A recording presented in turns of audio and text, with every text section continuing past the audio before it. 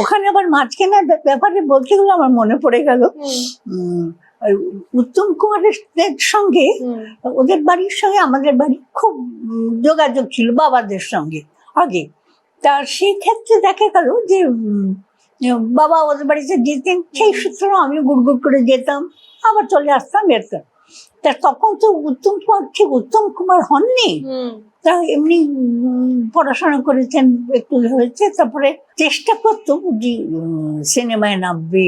অরুণ কুমার তখন বাবার সঙ্গে যখন দোকান এসে বাজারে যেতাম রবিবার দিন, তা সেই সময় বাবা প্রথমেই গিয়ে মাছের দোকানের দিকে যেতেন। সেখানে অন্যান্য মাছ কেনার আগে দেখতেন যে উপরের সিলিং এ ওই বড় বড় মাথাটা থাকতো কষির দ্বারা, শিশির দ্বারা। আচ্ছা, ভেটকি মাছ। ভেটকি মাছ, না, আমিও খুব ভালোবাসি ভেটকি মাছের কাঁটা খেতে। ওই ভেটকি মাছের কাঁটা ওদের বাড়িতে হতো, খুব ভালো, ওরা ভীষণ পছন্দ। মানে উত্তম কুমারের বাড়িতে ভেটকি মাছের কাঁটা হতো, মানে মাঝে মাঝে।